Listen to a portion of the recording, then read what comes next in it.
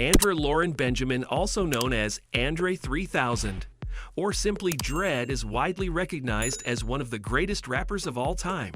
Born on 27 May 1975 in Atlanta, Georgia, USA, he gained fame as half of the Southern hip-hop duo named Outkast, alongside fellow Atlanta-based rapper Antwan Patton, also known as Big Boy. Their unique blend of funk and hip-hop, coupled with André's impressive lyrical ability and creative vision, set them apart from their peers and made them one of the most influential acts of the 1990s and early 2000s. In spite of being celebrated as a pioneer of the genre, André hasn't released a full-length album in over 15 years, meaning he actually has 0 albums to date. His absence from the music industry has left fans confused and craving new material from the enigmatic rapper. In a 2019 interview with RQ, André revealed that he struggles with confidence in his creative abilities and has found it difficult to produce new music, lending some idea as to why he might have halted the grind. A great many die-hard fans are still rather hopeful that André will return since he built his own little empire in music. Outkast was formed in 1992, releasing their first album, Southern Playalistica Music, in 1994, and subsequently gaining significant recognition for their bold and innovative direction in Southern hip-hop. Their approach was characterized by a focus on melody, intricate lyrics, and thicker arrangements, as opposed to the aggression and negativity customary among their colleagues. The album was undeniably praised, and Outkast went on to release 7 more albums, with their biggest commercial success being their 4th release. Of course, this is Speakerboxx X, The Love Below in 2003, considered a masterpiece of hip-hop with its unconventional mix of rap, soul, funk, and jazz. The album is divided into 2 parts, with Big Boy taking on the Speakerboxx side and Dre performing The Love Below.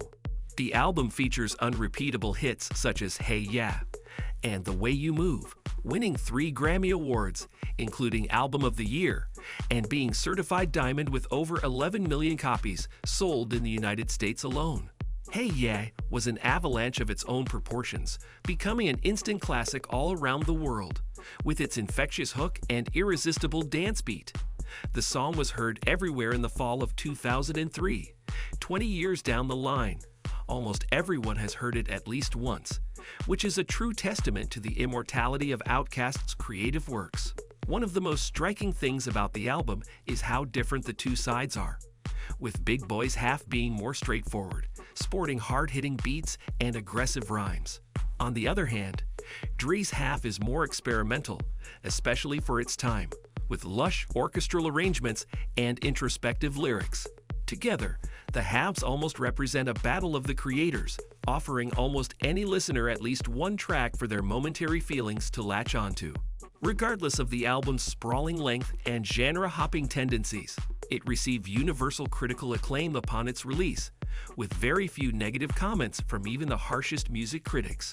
Dre's premise for the whole project, in its infancy, was the idea of doing something to stand out in the overcrowded rap market, which bore fruit of a magnitude neither of the 2 could have imagined. At the time, unbeknownst to millions of fans, Outkast would release their final album to date entitled Idlewild on 22 August 2006. The album was also the soundtrack to their eponymous film, which was set in the 1930s and focused on the lives of the people in Idlewild, a small town in Michigan. The album featured collaborations with artists such as Macy Gray, Janelle Monáe, and Sleepy Brown, and had a mix of genres, including hip-hop, jazz, blues, and funk. The lead single, Mighty O, was a catchy upbeat song that showcased the duo's one-of-a-kind gimmick.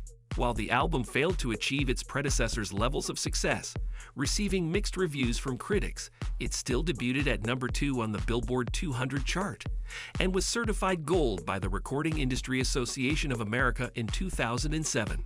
The album also marked a departure for Outkast, as it was their first album in 3 years, following their critically acclaimed masterwork. The duo officially went on a hiatus after the release of Idlewild, with André focusing on acting, and Big Boy pursuing a solo career, even without releasing any new music as a duo since then. Outkast's influence on hip-hop and popular music remains undeniable.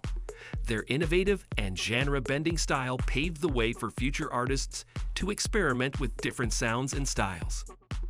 The group's far-reaching influence that will serve to inspire many generations of musicians can be heard in the work of artists such as Childish Gambino, Tyler, the Creator, and Kendrick Lamar, among others. While fans may still be holding out hope for a reunion and a new album from Outkast, their legacy in the world of music is secure, which their fourth and fifth albums did the heavy lifting for.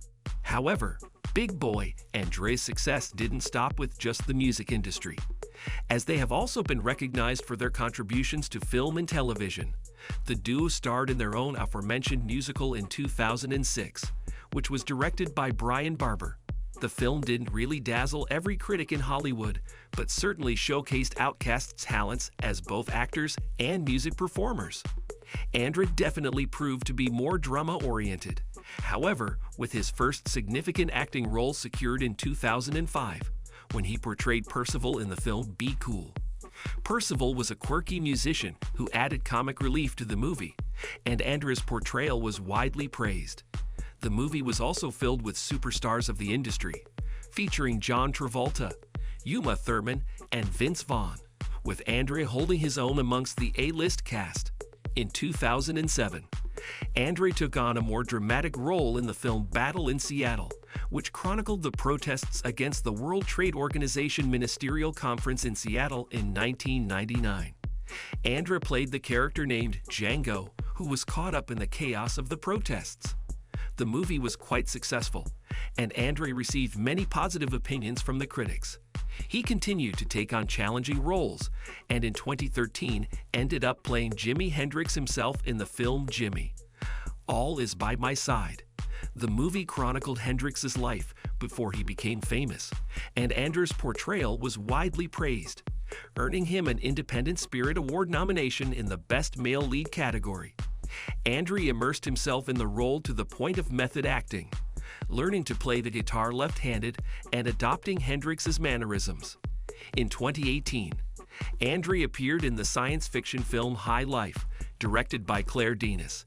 It tells the story of a group of prisoners sent on a dangerous mission to explore a black hole, in which André played the character named Cherney, who was one of the prisoners. Again, there were only good things to say about the way André carried his character throughout the film's duration. In 2022, he was cast as Eric in the A24 comedy drama, Showing Up, which told the story of an artist who is struggling to complete a project. André's role was the third most important one, with significant screen time. Seeing how André's Hollywood appearances have no clear-cut pattern, he could show up in another title at any given time, but there are none set to feature him in 2023. With that said, his current acting career has been marked by a consistent willingness to take on challenging and diverse roles, which makes him a favorite among directors. From comedies to dramas and science fiction, he sports a diverse range of characters in his extensive acting portfolio. Whether the legendary hip-hop artist plans on only doing films for the rest of his career is anyone's guess, but none would be opposed to that idea. All in all, Outkast's influence on hip-hop is undeniable, and its success is nothing short of outstanding. They've been credited with introducing Southern hip-hop to a larger audience and paving the way for future generations of Southern rappers, as well as being recognized for their positive message and inventive sound, which challenged the stereotypical ideas of what hip-hop could and should be. It also can't be left unsaid that some of today's most successful hip-hop artists have in one way or another emulated the brave decision to stray from the stereotype, thus creating art that warranted the attention of the wider world instead of just the hip-hop crowd. In doing so, individuals such as Childish Gambino had to become stereotype outcasts themselves, further immortalizing their perpetual legacy. In 2014, Outkast came as close as it probably ever will to getting back together, much to the excitement of millions. They celebrated the group's 20th anniversary with an all-encompassing tour, which included performances at Coachella and other major music festivals. They attracted massive crowds, with fans from all corners of the world flocking to see the legendary duo perform live. It also prompted numerous high-profile news outlets to rave about it, including even Time magazine. With that much extra publicity, it's clear that a lot of pressure was on André and Big Boy's shoulders. However, the delivery of what was promised didn't seem to go as smoothly, with André himself being rather disappointed when all was said and done. He told The Guardian that there was significant discomfort in performing songs whose heyday was decades ago, and his confidence plummeted as he didn't know how to represent them in the modern era. He also admitted that he felt like a sellout for even accepting the gig, citing the expenses with an almost adult son in the household as the financial incentive that unfortunately won over artistic integrity. He openly admitted to not even wanting to do the taw and using creative costumes to substitute his excitement for the performances. André's fans continue to hold him in high esteem and celebrate his past contributions to music, holding fast to the idea that Outkast will surely return one day. The sad truth is that some trends simply get worn out over time, and considering his comment given to The Guardian on the songs, André isn't one to dwell on former projects, regardless of how successful they've been. Thus, put very simply, the reason that Outkast isn't likely to ever reform again is the fact that its time has passed, and André simply doesn't have enough of an interest in revitalizing their image with a vibe and look that would fit the 2020s. He also doesn't have to, as there are many more things he's celebrated for. For example, XXL magazine compiled a list of little-known facts about the rapper in honor of his 45th birthday, highlighting his versatility as an artist and his willingness to explore true individuality in any medium. From his iconic fashion choices to his foray into acting, André 3000 has demonstrated an unwavering commitment to the arts. Beyond that, he's also made a name for himself as a Grammy-winning producer. He played an instrumental role in producing Outkast's most successful albums and helped shape the sound of Southern hip-hop as a whole. Ultimately, fans have expressed frustration at André's absence from the music industry, but many also acknowledge the importance of allowing artists to create on their own terms. Many of his supporters have also suggested that André deserves respect, precisely because he doesn't greedily milk every last penny out of his brainchild, which is by all means a rare quality in the entertainment industry nowadays. While it still remains to be seen whether André will begin making music again, either as an Outkast member or in a completely different arrangement, it doesn't seem very likely that he'll ever go back to just producing music. Thank you for spending some time with us. Make sure to like and subscribe so you never miss another video. We also handpick these videos, which we recommend you watch next. You can talk to us on all social medias or ask a question in the comments below. Thank you for being with us, and we'll see you back tomorrow.